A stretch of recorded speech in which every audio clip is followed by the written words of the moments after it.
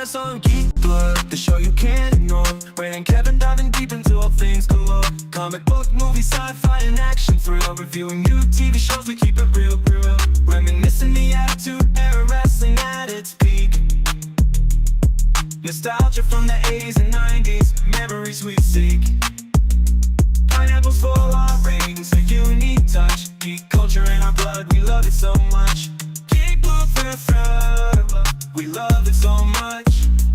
Geek Blur, where we talk about it all, from superheroes to wrestlers. We stand tall, Ray and Kevin, the dynamic duo in sight. Geek Blur, shining bright, shining bright.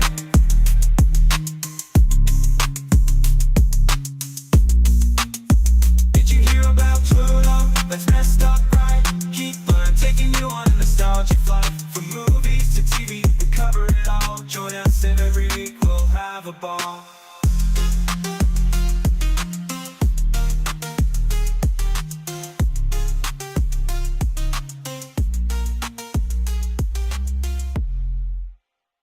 Shuffle.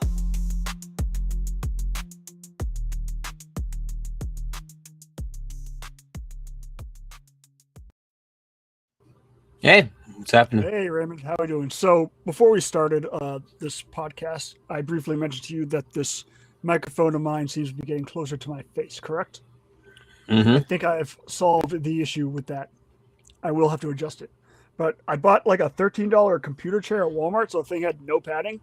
So this is the first time I'm using the new pad I got for it, which is like 4 inches higher than I was sitting before. So got to adjust this guy sometime soon. But how's your week been, bud?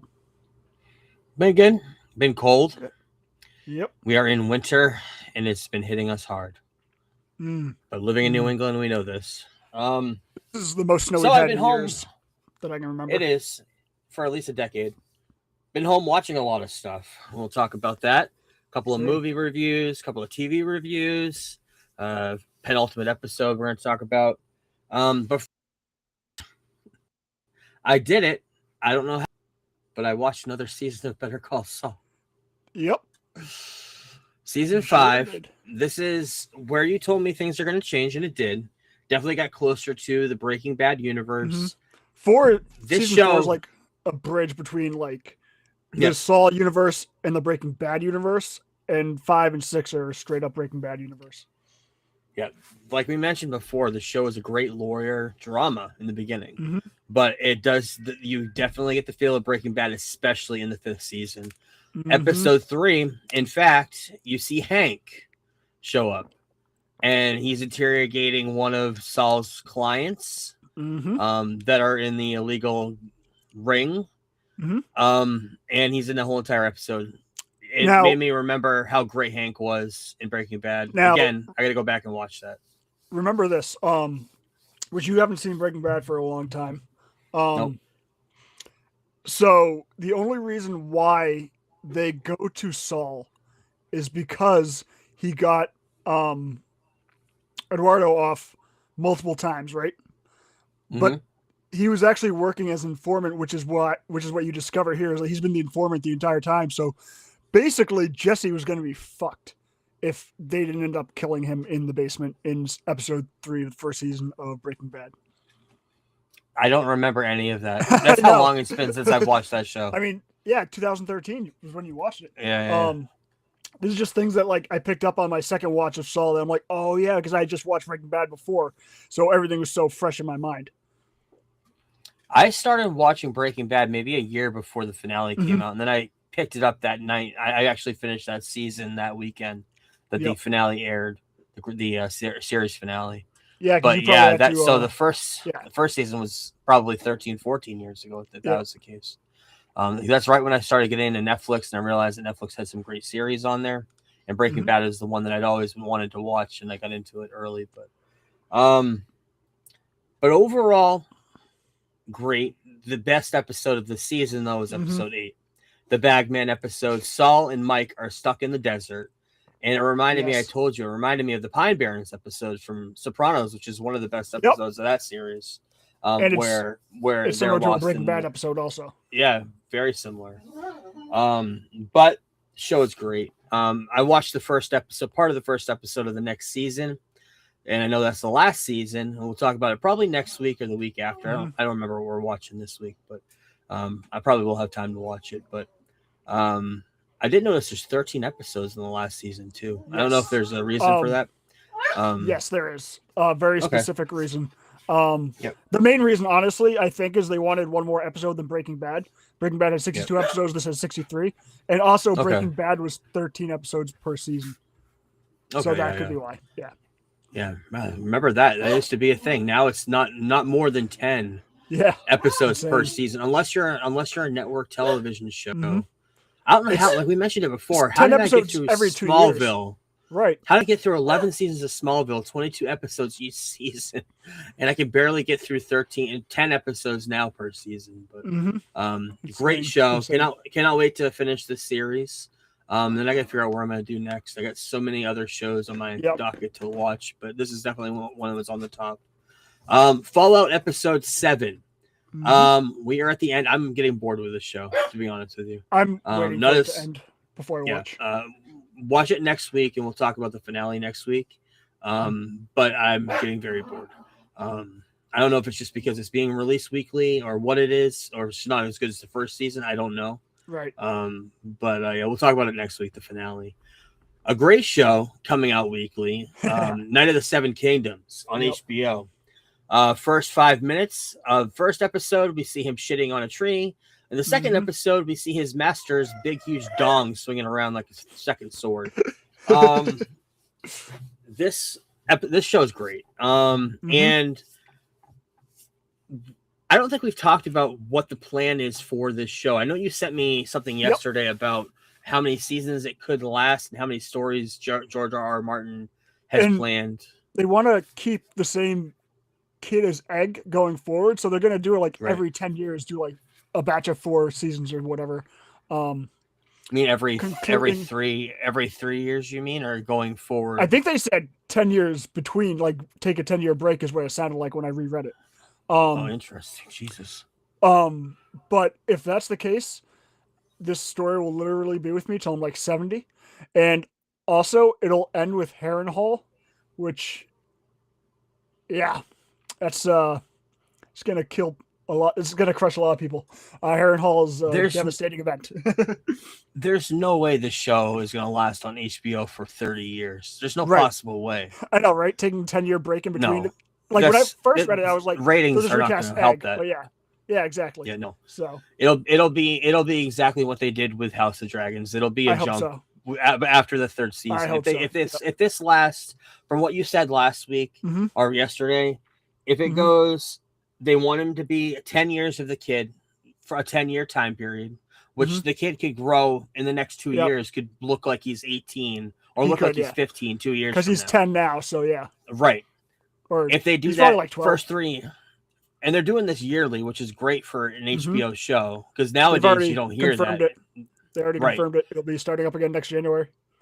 Yeah. So if they do that, I could see taking 3 years as a kid, taking the first 3 seasons, the next 3 seasons going a little bit older, maybe in the 20s, hiring a new actor to play him, of course.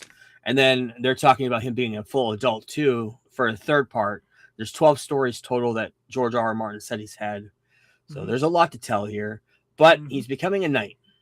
And we're seeing some Targaryens in this episode. We're seeing a lot of connections to Game of Thrones mythos. So cannot wait to see where this goes and see how this, we only got 4 episodes left, so it's very quick watch. Very short episodes too, compared to what Game of Thrones usually is. So that's awesome. Which I thought would bother me, but it actually works very well for this show. I just wish it was more consistent. Like I wish they were all like 35 or all 40 or all 30. Like I just wish it was more consistent, so you knew exactly how long each episode was. But it's working so far, and I'm loving the show to death. So Yeah, is this on HBO too? Or is this just on Max? I it's don't an know. HBO Okay, thing. I'm not watching. Okay. Egg, and of course, Egg is like my probably my second favorite person in Game of Thrones lore. I would say. Okay. Yeah, we'll know more about that coming soon. Behind the book, Jon Snow. Yeah, there's some teases of who Egg is. They've been talking about it. I'm not going to get into it now, but they've been mentioning him in the series throughout of somebody. We're not going to get into it until it's revealed, but great show. It's on HBO on Sunday nights. We'll talk about episode 3 next week. And speaking of HBO, speaking of great, awesome documentary, 2 parts. Mel Brooks, the 99-year-old man, a playoff of his 2,000-year-old man bit that he did with Carl Reiner, which is part of the documentary at the beginning of his career.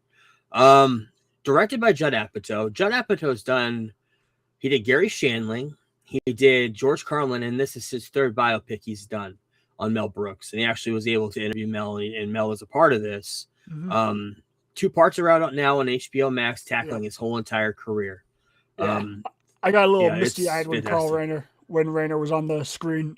Great documentary, very great. And I'm not, me, I'm not huge. I like Mel Brooks a lot. But I'm not like you. Like you're much bigger because of the Spaceballs connection you have to him. I'm a huge fan of Mel Brooks. I'm a huge fan via basically Curb Your Enthusiasm. I liked his movies growing up also, but I didn't really know who Mel Brooks back then when I was younger. I didn't really know directors and stuff until I saw him on Curb, and I was like, oh, that's the guy that did Spaceballs and all that stuff. Great documentary. Fantastic. Spaceballs for me is definitely his highlight. Yeah. But there's so many other movies in between that are great. Started off part 1, he was in World War II. Was overseas after the war in the cleanup effort, and they talked about him trying to navigate Germany or France. I think it was France, and go through all the mines and had to use the bayonet sideways to make sure the mines didn't blow up in his face, which is a crazy story. Sid Caesar shows that's where he got his start as a writer. And he talks a lot about in the documentary, which surprised me, about his anxiety in show business and being kind of overwhelmed by it, which you don't hear a lot of actors or creators in Hollywood talking about. So I'm glad to hear that sometimes when people talk up about it. Carl Reiner talked a lot about him and his deep friendship with him since the 50s, the 2,000-year-old man bit that they did.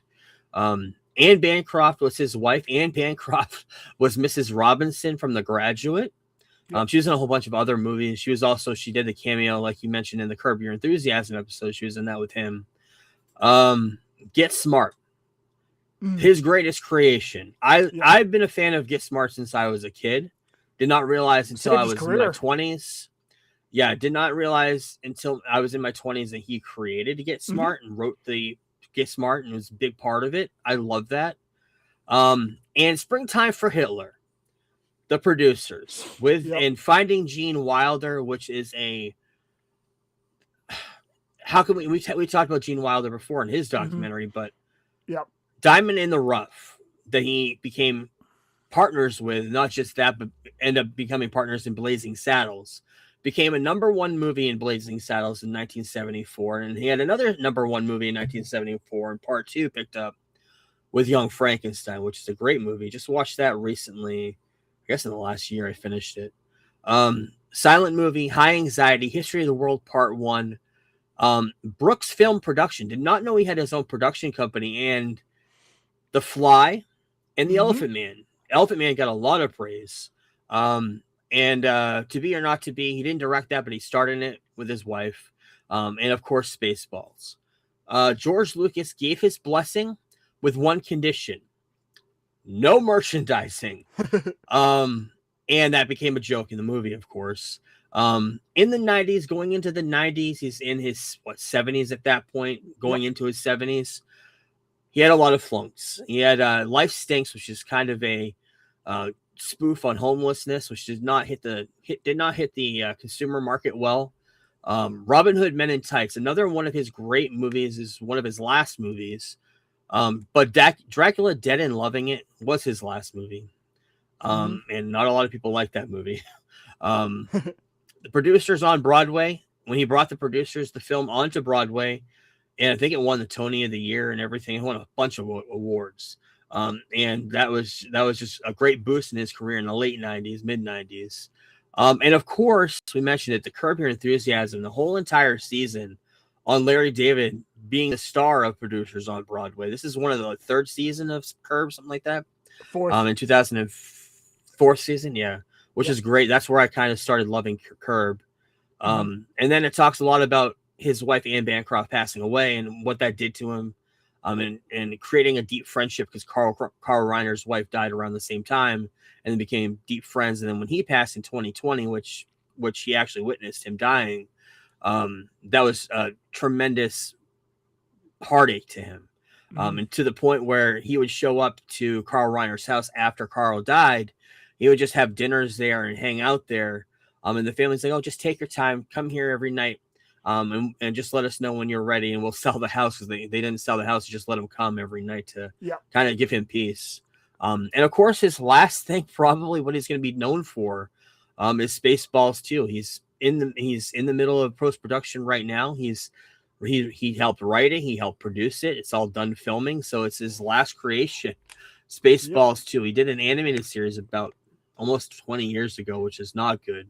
But Spaceballs 2, the movie, hopefully The Search for More Money, will be his last production.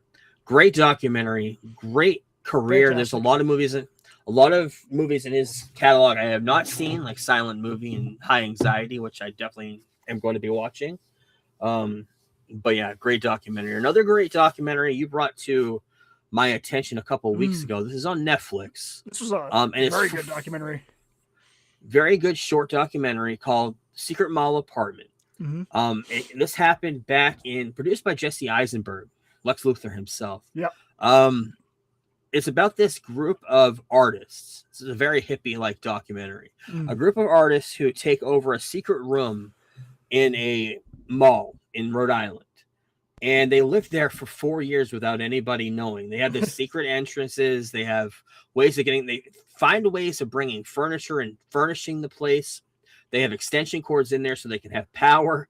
They bring this huge like curio cabinet in there to keep glasses and shit. I don't know how the hell they did this. They had to bring it up like a ladder. I was wondering how they got the hutch in the apartment, because those things are fucking heavy. It's shit. Very heavy. Yeah, it's all glass. Yeah, I have no idea, but they did, and they had pictures of it. They had video of it up until a point. They were taking video. I don't know how they figured it out to take video of everything, but that's what the documentary basically was, is video of them as kids walking through the mall, talking about what they're going to do in this secret apartment. And he had ambitions to live there forever, and he was going to get mail delivered there. He was going to get power and electricity and everything put into the secret apartment. And then he got found out. They got found out by a bunch of fuck ups, and security ended up finding the apartment while he was inside of it one day.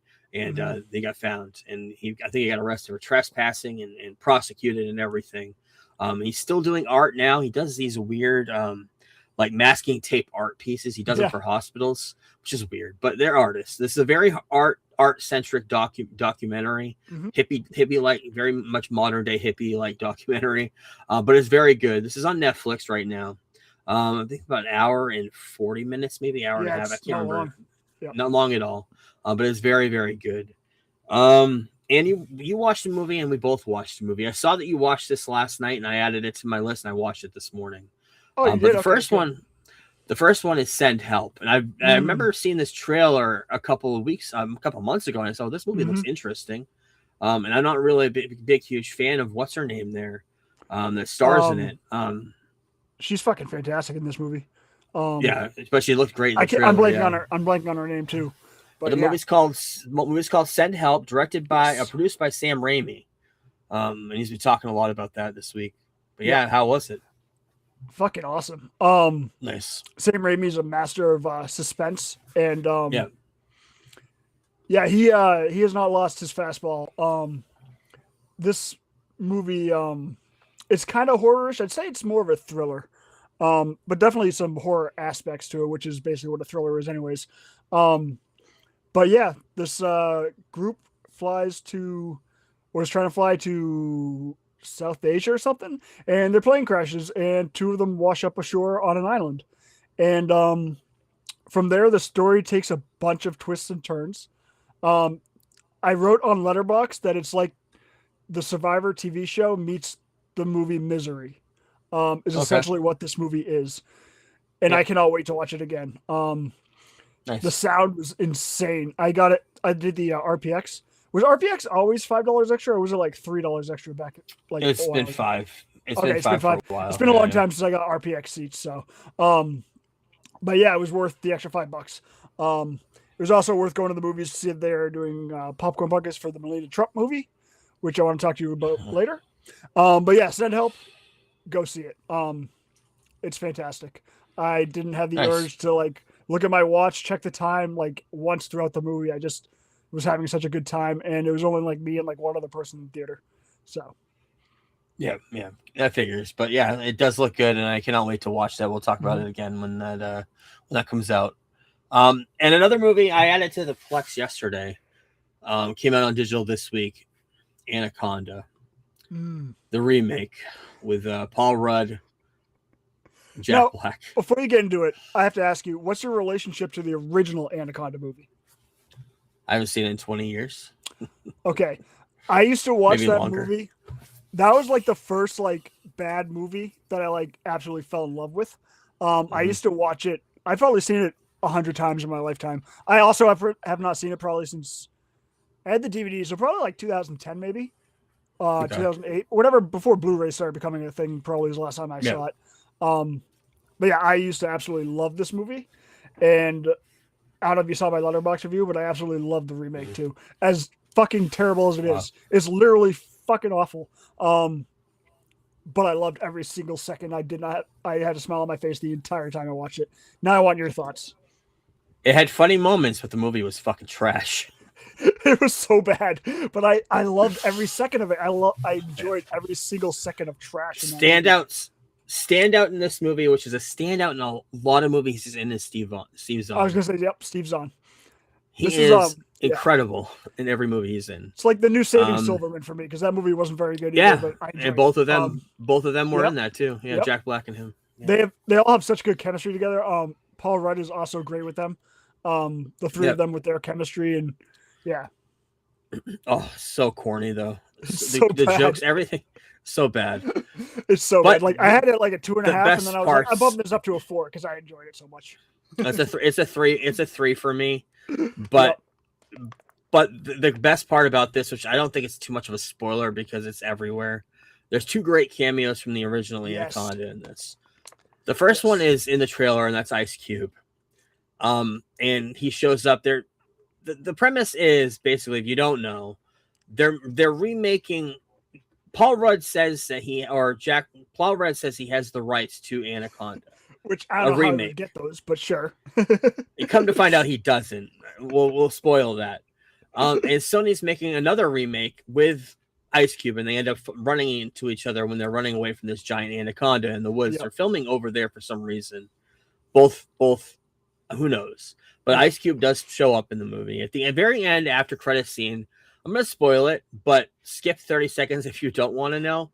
In the post credits before credit scene, Jack Black opens the door and J-Lo shows up, who was a part of the first Anaconda movie as well, asking Jack Black to direct the remake of Anaconda that she's going to be starring in. Yeah, doesn't make any sense, but yeah, 3 out of 5 for me. That's had some funny moments. I bumped it up because I enjoyed it so much. Yeah, I don't know. No, the nostalgia for you, that makes sense. I get that, but for me, no, there was no nostalgia. Right. It was just trash. But there were some funny moments. Steve Zahn, I think Steve Zahn's Jack Black, and then also the other thing, I think this movie would have done better if it was rated R. I think they could have upped the ante a lot more. Yeah, absolutely. It was PG-13. 2 shows we're going to talk about. One is a Marvel show. MCU is back this week, and that is Wonder Man. Lots of feelings on Wonder Man. The whole entire series aired this week, all 8 episodes at once. I understand why Marvel's doing that. They're kind of testing the waters on their TV shows, because they've had a lot of failures. They've had a lot of failing TV shows, and they're trying to figure it out. What was Ironheart came out like 2 episodes every day or every week or something like that, or 3 episodes every week. Is that what they did? I think it was 2 batches of 3, wasn't it? I need to Yeah, watch maybe that's that what shit. it was. Ironheart was better than this. Well, I don't know. This is better than that. Up to a point. This took a dip at the end. Yeah. Yep, it did. Yep, I'll agree. But it did have a lot of great parts to it. MCU canon. Joey Pants and Leono, part of this series, part of the MCU as an actor, as himself. Christopher Nolan, they mentioned him. They mentioned what's his name, Paul Thomas Anderson. They mentioned a bunch of directors, bunch of actors. Josh Gad, part of the show in episode 4 or 5, the Doorman episode, which is the best episode of the series. Doorman, I did not expect a character from the Great Lakes Avengers to be so great, especially in this episode, best episode of the series. But Doorman being part of the show means that we're probably going to be getting another NWO style entrance for another team. But this is a team I actually want to see. Great Lakes Avengers probably has the most chance of, if they're going to do any, besides the Young Avengers, which they've done every character pretty much from that team, Great Lakes Avengers has a chance of being a movie or a TV show next. Only because you got Doorman, you got Squirrel Girl, which is huge in comic books. Everybody loves Squirrel Girl. Plus, you got Deadpool. Deadpool, part of that team, would be great. It's run by Hawkeye and Mockingbird, but I'm not sure if Hawkeye would be a part of that. But Hawkeye season 2, I can see it happening. Great Lakes Avengers, I can see that turning up. Eric Williams, his brother, Wonder Man's brother. He ends up becoming the Grim Reaper, who is a Marvel villain from way back in the day. From I don't know how long he's been around, but he's been a villain for a while. And he's kind of a villain in this too. He's the brother of Simon, who kind of gives him shit throughout the whole entire series up until the end. He's his big brother trying to protect him. But overall, like you said, there's a little bit of dip, and the dip is because the show is great. It's a non-superhero show. It's an in-depth character building up into a point is so much better than all these weird superhero tropes we've been getting in the TV shows that Marvel's come out with. And not to mention the soundtrack in this was great as well. I wanted to mention that. But where it fell off is where the superhero stuff started taking place towards the end. And I kind of figured that you would feel the same way about this because the character dynamics between Simon and Trevor, who comes back, what's his name, who plays Trevor Slattery. I can't think of his name off the top of my head. Yeah. But he's a renowned actor. I don't remember his name. That'll hurt me later. But their character interactions between the two of them this season was great. Did not expect that, to find this duo, a pair, going through this whole entire series being great, but they were. But where it fell off is where the superhero stuff started taking over, especially at the end where, spoiler, Trevor gets arrested because he takes over the Mandarin mannequin persona again to try to save Simon. And Simon Wonder Man goes into jail to break him out and flies out of the jail with holding him, and they go off into the sunset somewhere, setting up who knows what. I don't know if there'll be a second season to this. I don't know, but Simon has to show up somewhere. He's one of the most powerful mutants. They didn't even mention he's a mutant, but he's one of the most powerful mutants in the MCU now. Right up there with Scarlet Witch. He has some really cool, powerful powers, manipulative powers. But Doorman, great character, also sets up the Roxxon Corporation. Also brings in Cloak and Dagger, because the power that he gets from the trash can is the dark power. It's the I think I have it here, what it's actually called, the Dark Force. It was in the show. Cloak and Dagger was in Agents of S.H.I.E.L.D. It was in Agent Carter, but the Dark Force, Dark Matter, Zero Matter, whatever you want to call it, that he absorbs that into him, and he starts to be able to make portals. Doorman. But overall, probably a 7.5 out of 10 is what you gave it. That's I think what I saw. Yeah, either a 7 or 7.5. It's around there. Which would be equivalent to like 4 out of 5 for me. Yeah, it was a great series. It'd be I think 3 out of 5 probably for me. That works. Yeah. 3.5. Sorry, 3.5 out of 5 for me. Yeah. 2 of 4. But overall, I was impressed with it. Josh Gad is now missing in the MCU, which is great. I want to see this character again, though. I really do want to see Wonder Man. I want to see where it's going. I don't know if there'll be a second season of this or he'll be in a Marvel movie or a team up. I mean, he's part of the West Coast Avengers, which has been teased before. Maybe could be a part of the next Wakanda adventure. Who knows? But yeah, great series. And we saw another series come back, Shrinking season 3. Oh my god. It was great. Was awesome. It was great. Harrison Ford, of course, in the show has Parkinson's. So in the very beginning of this episode, they bring in Michael J. Fox to kind of work off of him.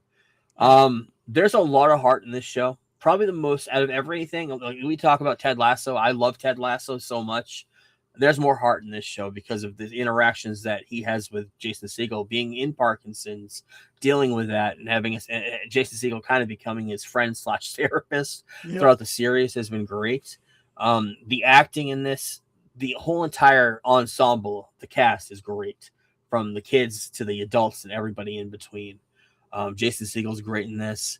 And this week it was renewed for season 4 before the episode even aired on Wednesday or Tuesday night. So yeah, it's a great series. If you have not watched Shrinking, it's on Apple TV. Just started and it's going to end in April. There's going to be 10 episodes. All throughout the harshness of winter, you can watch this to get you to spring.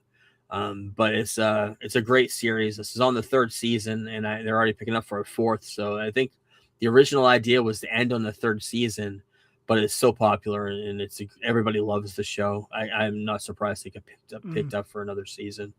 And they also mentioned this week, I think I have it in the news. We'll wait for that. But speaking of news, let's get into it. Mm-hmm.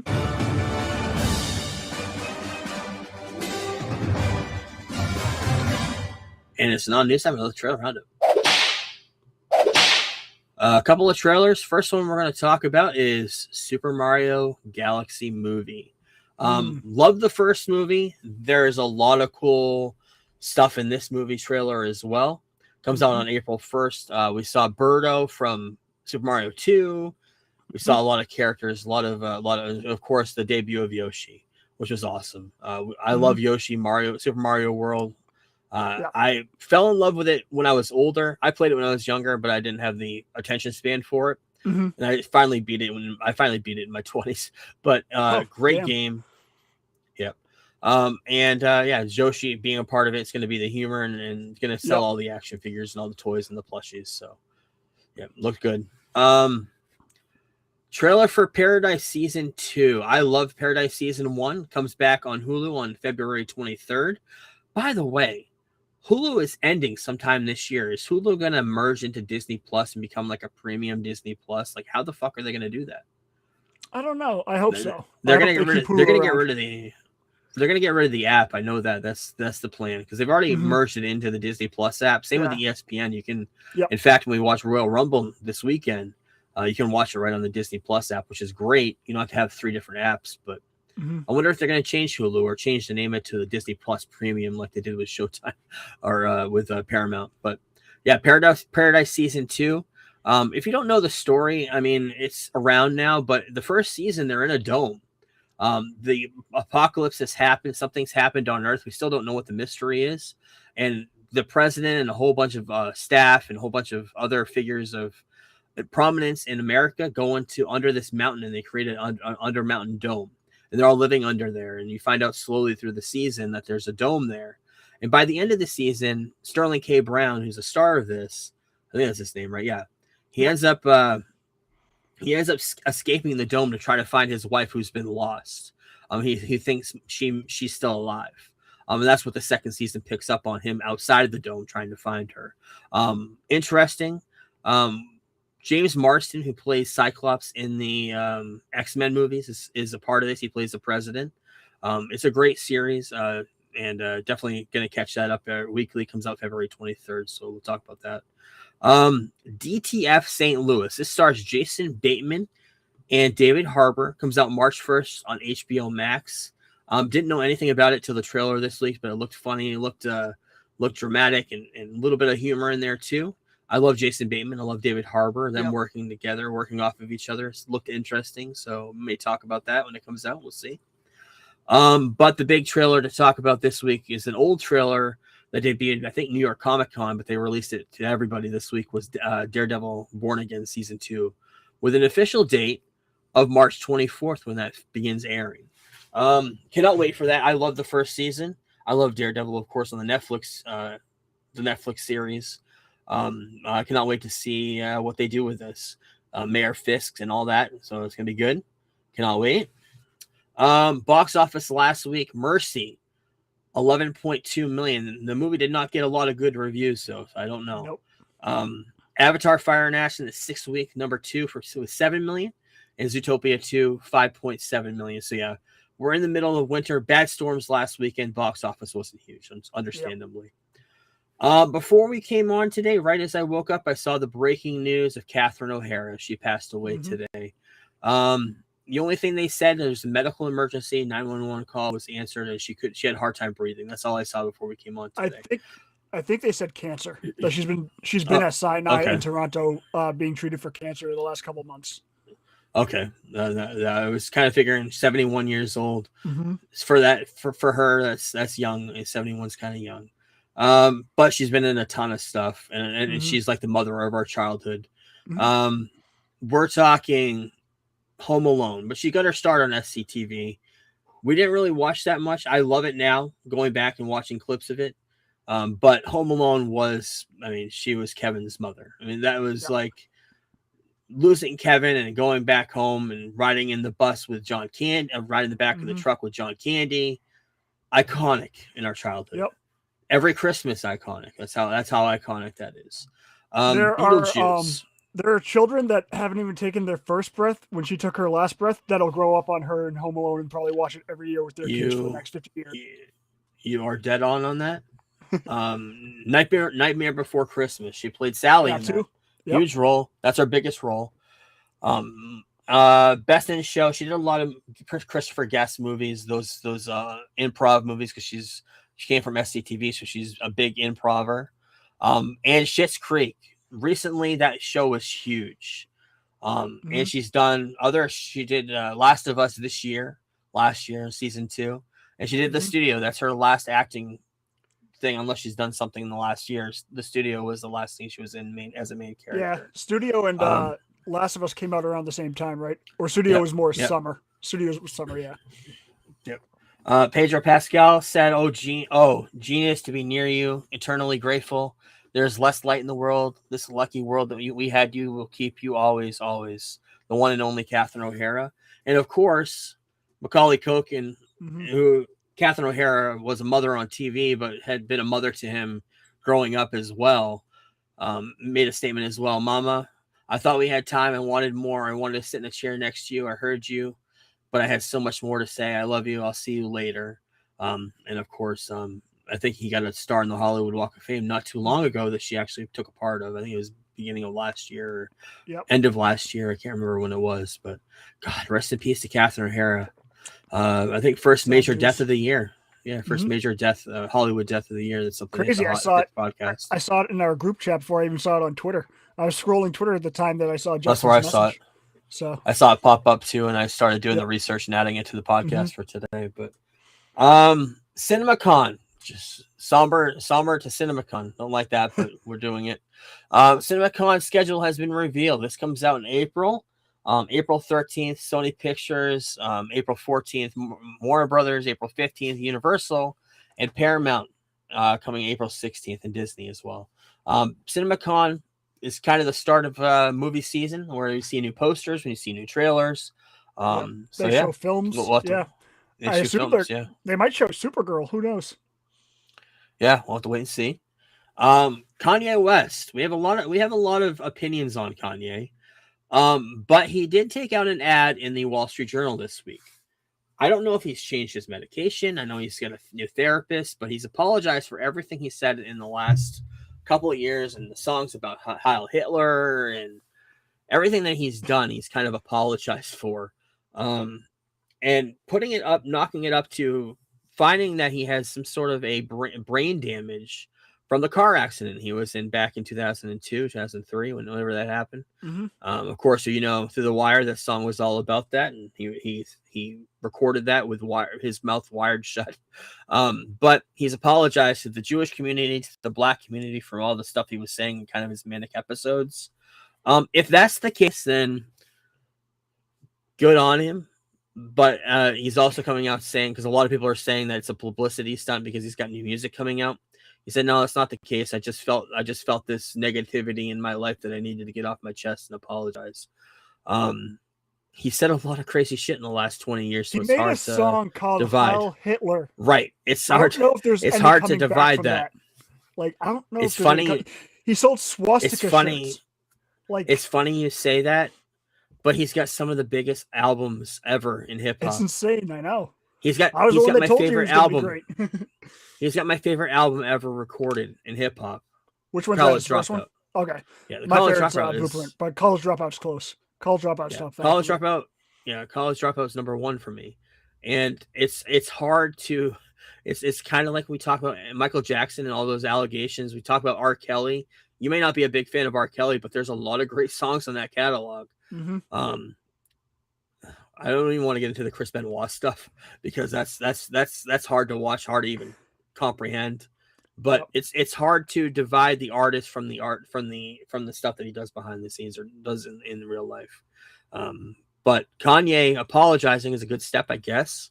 I do love his music. Even now, I know a lot of people fell off. I know you have too, of his music in more modern time. But I like a lot of his music. I like his artistry. I like his sound. And I hope that maybe this is a good step forward. Who knows? I hope it's not. I hope it's not a plea to just make publicity better for him. But to be fair, I've fallen off a lot of new music in general. I listen to old stuff. New hip hop annoys me. So in general, I don't listen to a lot of new rap. You know that. And a lot of a lot of the new hip hop we can blame him for too, for the mumble. Yeah, because he hired all those guys to be part of his, like, what was it, the Yeezus album. He had Young Thug and all those other guys be a part of the production and writing of that album. So, and they're all big now, and all the mumble rap and shit that we can talk hours on how crappy it is. But who knows? I hope he's being legitimate about sincere, that. Sincere, yeah. I got to get my brother-in-law's thoughts on this, as he is Jewish himself, and he probably doesn't believe a thing Kanye says. He's talked a lot of shit about black people too. Exactly. It's like a self-hating. I don't know. Looney Tunes, of course, owned by Warner Brothers. They took them off of HBO Max and everything. But they're going to be on Turner Classic Movies, the network going forward. It's going to be the television home. If you remember during the merger talk of Netflix is going to own that soon. So I know this is going to be the only network I think that Warner Brothers owns. The only cable network they own is Turner Classic Movies. And they're going to Netflix is going to be owning that. So I bet you eventually when that whole merger ends, I think Netflix is going to be the home of Looney Tunes eventually. But for now, that's the whole library of Looney Tunes is going to be going on Turner Classic Movies. Interesting. Ted Lasso season 4 was announced this week, coming out this summer. We got some new pictures for that. And of course, Ted Lasso is going to be coaching a women's soccer team overseas. That's what the season going forward is going to be. That was hinted to at the end of the last season. So cannot wait. I love Ted Lasso. I cannot wait. Speaking of Ted Lasso, Phil Dunster, who played Jamie Tart in that, is not coming back for that series. But he has been cast in How to Train Your Dragon, the sequel. He's going to be playing one of the characters in that. Love Jamie Tart. Sad that he's not going to be part of that. Speaking of casting, Mandy Patinkin, who was in Princess Bride, he was in the NCIS or one of those shows, joins the God of War series on Amazon as Odin. I love Mandy Patinkin in Princess Bride. I don't know much about the God of War video game series, but I know they're doing Thor and Odin and all that stuff. So he's gonna be playing Odin. Exciting. A new documentary on the Red Hot Chili Peppers coming out on March 20th on Netflix. So film is going to be providing rare, intimate glimpse of the rock music force behind Under the Bridge, Californication, all those songs of the 90s, late 90s. Like Chili Peppers back in the day. May watch that, may talk about it. Yep. And I saw this. I want to talk about it. I didn't put it in the trailers because I want to talk about it in depth, but Darren Aronofsky has this new AI animated series coming out called On This Day, 1976. It tells short story narratives throughout the Revolutionary War, but it uses AI tools and AI video made by Google DeepMind, and it has SAG voice actors part of it. So all the visuals, I don't know if you saw the trailer to this, all the visuals are animated through AI videos of like George Washington crossing the Delaware and people getting shot in front of the Boston Massacre and all this and that. Very interesting, weird thing. And the trailer looks strange, but it's just weird to see like a George Washington AI walking around like a real human being. This, I don't know when this comes out, but the trailer came out. And I'm going to keep an eye on this and probably talk about it on the podcast when it comes out. Darren Aronofsky being a part of it is interesting. Yes. Also announced this week, a comic book series, Sex Criminals, in the works for a TV series on Amazon Prime, with Kumail Nanjiani to star and his wife and him producing it. Series follows a couple who have the ability to stop time when they have sex. I love time travel fuckery. This is the definition of time travel fuckery. Subsequently using their powers to rob banks. Very interesting. I think I have a picture of the. So this book was done by Matt Fraction. And Chip Zdarsky, who is one of the best writers Daredevil has ever had. I might have to check this comic out in general just to see what it's like, because I like both of their work. So I love Matt Fraction, and I like Chip too, because he did those ones I want to read, what was that called? They had the Fantastic Four and the Spider-Man one where they go from the 60s to the 90s, showing them year by year. They had 6 issues each. Yeah, I wanted to read them for the podcast. I can't remember what the name of them are, but he did that too. I'm gonna keep our eye on that series. We'll talk about it when we know more. And Apple has landed the rights. I have no idea what this is. I'm gonna let you lead on this. Yes. I have never heard of it. So Apple landed the rights to Mistborn and the Stormlight Archive.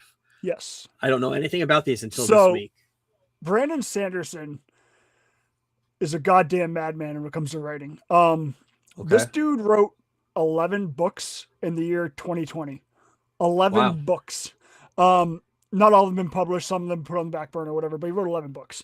But he started doing the Stormlight Archive, which is what I jumped into, which if you're going to read Brandon Sanderson, do not start with the Stormlight Archive. Start with Mistborn. Okay. But they are very, very high fantasy. Like, I got halfway through Stormlight, the first book, and I didn't know what the fuck was going on. Like, I had no idea. Because apparently they all, like, towards the end of the book, all the stories, like, come together. I just had no idea what was going on. Like, all the lingo was, like, stuff that, like, Adam would, like, absolutely, like, understand. But, like, I'm reading it, like, the only fantasy stuff I've read is Game of Thrones, and that's very low fantasy. Like, there is very little. It's like warging and dragons, basically, is what Game of Thrones fantasy goes to.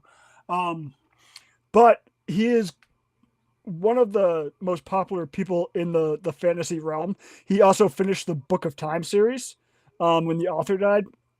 And people wanted him to finish George's Game of Thrones because they're like, he's never going to finish them anyways. And George was like, no, that's not going to happen. But yeah, it's exciting news for anybody that's into fantasy. And the fact that it's going to be on Apple TV versus any other streaming service is what gives me the most hope because of how quality everything they do. And Sanderson is writing on every project, which is insane. Like Martin did at first, but like Sanderson will be leading this as the creative of this. Like he will be the showrunner. And that's unheard of for a creator to be a part of the series that in depth. That's what gives a lot of hope to fantasy lovers for this. He's basically, I mean, it's basically what what's his name does for Paramount with 1923, Yellowstone, all that stuff. He's basically doing that, but with his own work. So I am really looking forward to this. Mistborn is going to be a trilogy of movies, and Stormlight will be a series on TV.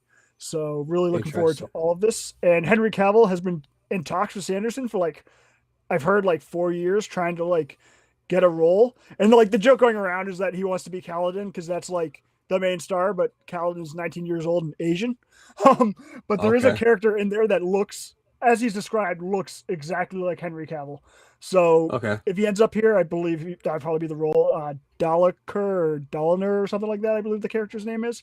But yeah, I'm just excited for more fantasy, to get into more fantasy stuff. Some stuff I love, some stuff I just appreciate. Like I love Game of Thrones.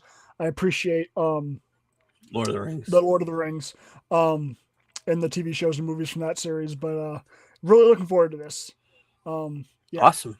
Yeah, I can't wait to hear. I love hearing stuff like that, especially when the creator's in control of it. It gives you a little hope of what it's going to be, what's going to end up being. Dirty Dancing 2, moving forward, Jennifer Grey reprising her role. I'm filming sometime later this year. I don't know. I think we're about 20 years too late for that, especially with Patrick Swayze being gone. Yeah. He was the best part of that movie. I love that first movie, but I never saw the second one. Classic. Yeah, classic movie. Speaking of classics, I Play Rocky. Coming out November 20th of this year. This is the Rocky, making of Rocky. I thought it was a TV show. It's a film. And they've cast a young guy to play Sylvester Stallone. Yep. It's going to talk about the making of. Yeah, guy from Black Adam, also the guy from I believe he was in The Offer. He played Sylvester Stallone in that too. Yes. Or he played Al Pacino in that. Yes. But it's coming out the 50th anniversary of the Rocky movie on November 20th of this year. So interesting interesting timing. Speaking of Stallone. Oh, this is the one with the kid from Black Adam. Never mind. Yeah, this is the one with the kid from Black Adam. Go on. Okay. First poster for Rambo. It's a prequel to, of course, First Blood. Directed by the guy who did Sisu. I don't know I know the movie. Never seen it. Great movie. And produced by the Russo brothers. But that's the first poster. We're holding up the dog tags. Yeah, we'll have to wait and see. The only one I've seen in the Rainbow universe is First Blood, and I know after that it becomes action heavy. I know it's more psychological. The first the only one you've seen. I've only seen First Blood. I like the newer ones, to be honest. They're super fun. Like the last one was basically Home Alone, but with Rambo doing all the traps, so everybody gets really fucked up. It's a lot of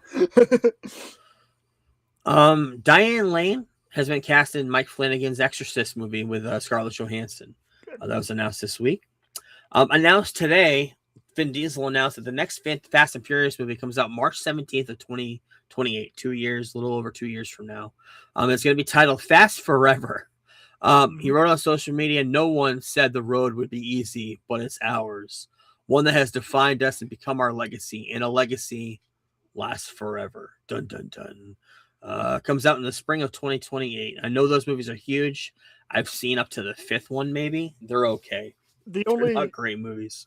The fifth one's really good. That's the one with The Rock first appears, I believe. I don't know if I've even seen that one. Maybe I haven't seen that one.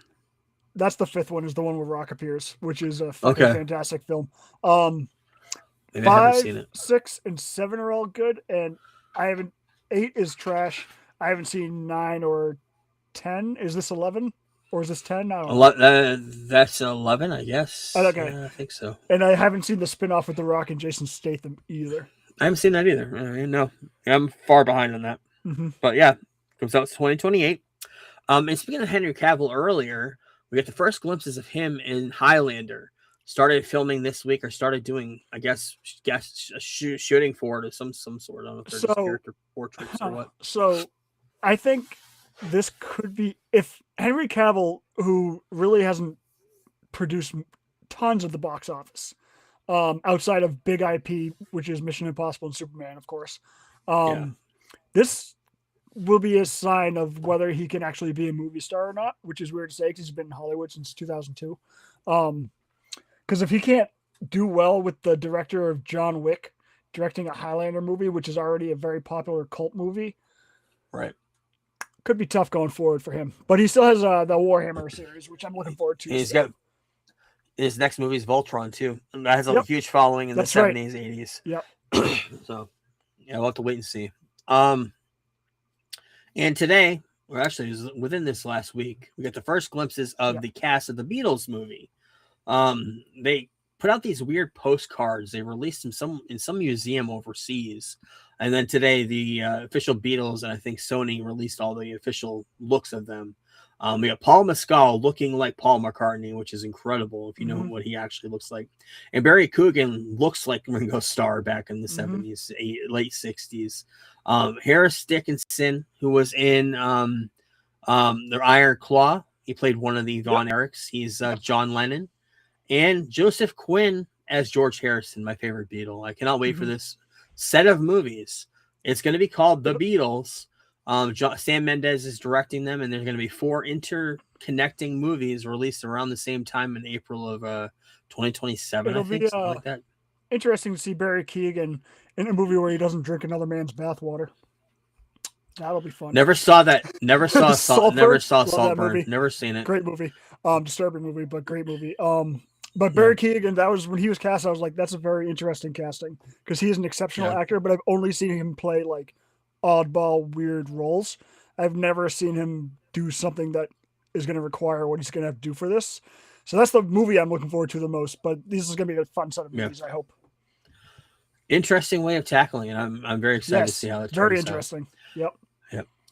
Announced this week. I think these are the best covers that WWE's ever came out with for a game.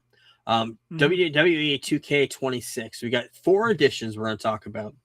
Attitude Era Edition. Understandably, you know what that is. It's all about the Attitude Era.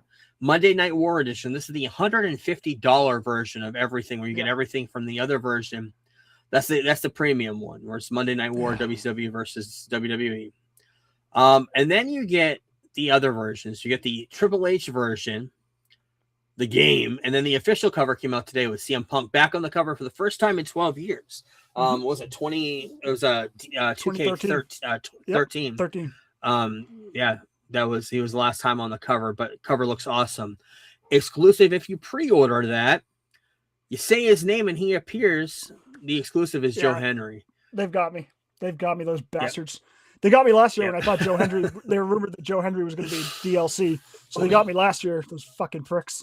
But if you pay $150 for this game, you should probably just take a shotgun to your mouth. I haven't bought it yet, but I mean, $150. I mean, you haven't been playing them for a few years, so for you it would be a great investment. But for somebody who's played them like recently, like if you're one of those people that gets it every year and then you're like, I'm going to spend $150 on this, it's like, But I mean, I have to see what that version actually comes with, because depending on what it comes with, we'll have to see. But $150 for a fucking WWE video game, like it's not GTA, people. Right. But that's the new price point of everything. This is kind of what's included in 2K26 this year. Punk showcase, a whole entire showcase of CM Punk's career. Joe Henry, a pre-order pack, 400 plus playable characters, because they're going all the way back to WCW. So in WWE in the war in the 90s. I hope we get some ECW guys in there. Possibly, maybe even get ending with the invasion angle. I would guess the Monday Night War edition. An I Quit Inferno match and 3 Stages of Hell matches were added. Stackable tables, thumbtacks were added. 200 creative superstar slots. Draft is going to be included in the universe, a WWE draft. Island, I think that was part of the other games too. And motion features for the Switch 2. This is only included in next-gen consoles, not included in PS4, Xbox One. It's all only the newer generation. And Switch 2 is one of those, and they're going to be motion controls featured. But yeah, you got CM Punk as the cover star.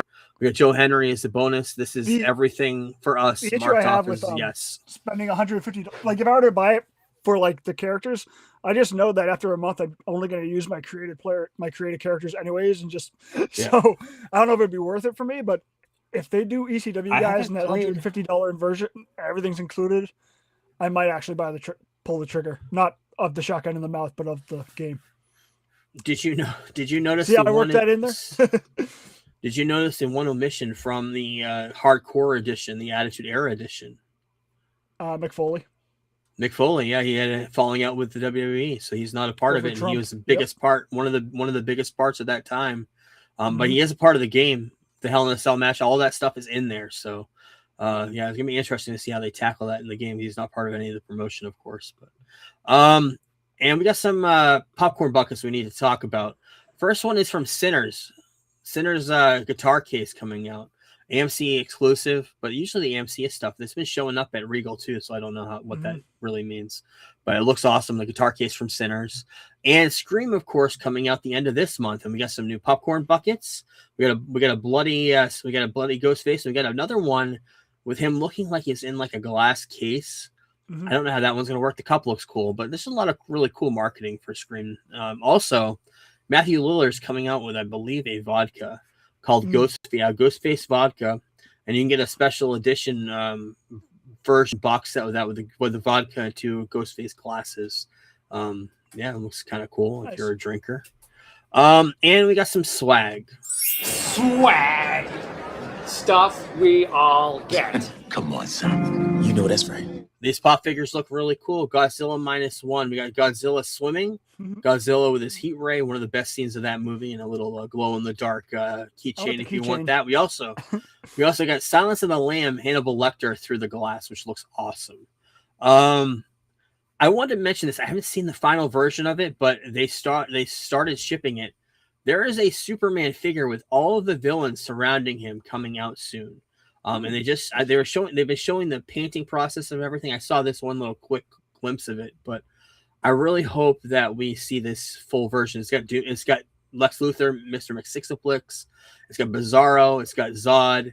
You can see a little bit in the corner left there. You can see Doomsday, but I can't wait to see that whole diorama and see what it actually ends up going to be. XM Studios is currently doing that. So when I see that, I'll post it on here. We'll talk about it. Speaking of XM Studios, I think we talked about it a little while ago, but there's a final Absolute Superman, Iron Studios, sorry. The final picture of that coming out looked awesome. And Hot Toys announced today Batman and Robin figures with George Clooney and Chris O'Donnell. Comes with a whole bunch of weapons and batarangs and a whole bunch of other stuff. Also comes with the Batman MasterCard from the commercial. Don't leave home without it. So yeah. Also coming out, Hallmark actually already came out and actually already in my house. Ghostbusters Stay Puft Marshmallow Man cups. I saw these online and I ordered them immediately. Came yesterday in the mail. It looks awesome. Yeah. Nice. It's awesome. Hallmark has some great stuff. They have a lot of cool partners, especially with their ornaments. We don't talk about much on here, but their ornaments are awesome. Sam Raimi talking a lot about his movie this week. We're also talking about, a lot of people are asking about Spider-Man 4. Not that yet. Talking about Spider-Man 4, asking if it'll ever come to pass, ever be released. And he says probably won't be resurrected ever again. Peter Parker and MJ have gone elsewhere, is what he said. He's for it if they ever want to do it, but they have their eyes more on Tom Holland right now. Understandably, that's where the universe is at the moment. So it'd be cool if he was great. No Way Home was great. It'd be kind of cool if they could do it MCU adjacent and just maybe discover Miles. Maybe that's the Spider-Man that discovers Miles and then sends him into the MCU universe or something. I don't know. Yeah. But I'd be all for it because Sam Raimi's a goat. I love that guy. Yeah, and that's one of my favorite movies is Spider-Man 2, and even Spider-Man 1's up there for me too. Yep, Spider-Man 1's really fun. This leaked, overnight, I guess today. A lot of promo pictures we've seen of the cast of Doomsday in a comic book form. I don't know where this came from. The Russo brothers are in the top corner. Kevin Feige, I believe, as well. I don't know really who's those pictures in the top right, top left, but a lot of characters we've already seen in leaks from this. Showing up on this cover. A lot of people we already know are part of the cast and what they already look like. So nothing new here, except for Dr. Doom in the middle bottom. I don't know if that's a first look or not, but we're going to mention it now and we'll have to wait and see. And finally in news, I saw this. I want to talk about it. Ultraman and Superman. He destroyed an office building. And in that office building, was the makers of Chocos, which is the in-universe version of Oreos in the DC, which is loved by Martian Manhunter. A lot of people are speculating that James Gunn has been posting behind the scenes look of this week, speculating that he's getting ready to debut in Man of Tomorrow. Not sure about that. He, of course, is not going to mention anything about that or casting that role or not. But he was actually, I guess, nobody really picked up on it till this week that there was actually an office with all that stuff on the walls of the Oreo-like cookies. So interesting. We'll have to wait and see. I do like that James Gunn kind of debunks stuff or talks about stuff a lot more than most creators do. He does. So. He opens his mouth a little bit too much sometimes, but I honestly think he enjoys. I do think he enjoys like trolling people too, because he knows people are going to talk about it, one way or the other.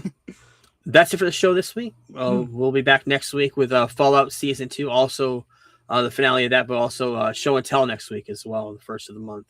Night of the Seven Kingdoms, Episode 3, Shrinking Episode 2, came out on Prime yesterday. I did not watch it. I'm going to save it for next week, but The Wrecking Crew with Jason Momoa and Dave Bautista came out. We'll talk about that next week and review it. Tomorrow for us, the Royal Rumble happens over in Saudi Arabia. We're going to talk about we're going to recap that. Comes out on digital on Tuesday. 2 movies we're very excited to see: The Housemaid and Marty Supreme. Comes out on Tuesday. Try to watch those for Friday. We'll see. Comes out on the 4th, The Muppet Show. Gonna watch that with Sabrina Carpenter in the first episode, maybe the only episode. We'll wait and see. Next month of February, on the 13th, Good Luck, Have Fun, Don't Die. That's that time travel movie I want to see. Billy Preston documentary. Billy Preston, That's the Way God Planned It. Billy Preston had a lot of hands in music in the late 60s, early to late 70s, 80s. A lot of drugs in his life. He was part of the Beatles documentary, Let It Be, a couple years ago. Interesting to see that documentary. I don't think it maybe in theaters on the 20th. I'll watch it when it comes out. Same that weekend on the 20th, How to Make a Killing, the new Glenn Powell movie. Paradise Season 2 on the 23rd on Hulu. On the same day on NBC, probably Hulu as well, or on Peacock, The Fall and Rise of Reggie Dinkins. This is the Tracy Morgan, Daniel Radcliffe TV show. Speaking of TV shows, on the 25th, Scrubs. Coming back out for a new rebooted reimagining continuation. On the 27th, Scream 7 comes out, and Man on the Run, Paul McCartney documentary comes out on the same day. So lots of stuff to watch next month, lots of stuff to watch next week. Gonna finish Saul, I know, probably this weekend. We'll talk about that next week, possibly, maybe the next week, depending on how the week goes. But yeah. Busy, chunky week, month coming up. Thank you, everyone, and we'll talk to you next time. Peace. We're the Geek Blurb crew, here to enlighten you, talking all things geeky, from movies to wrestling to our podcast is the place where you want to be for all the latest news and nostalgia from the 80s and 90s. We review comic book flicks and sci-fi hits, riding the wave of action movies with all the cool bits. From Iron Man to Star Wars, we cover it all. And when it comes to wrestling, we never drop the ball.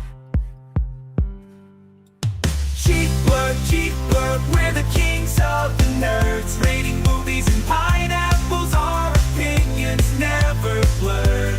Join us each week for a geeky chat, with the latest news and a dose of nostalgia that. So if you're a fan of the comic book craze, or a lover of sci-fi and all its maze, tune in to Geek Blurb, we're here to entertain, bringing you the best in geekdom, it's our domain.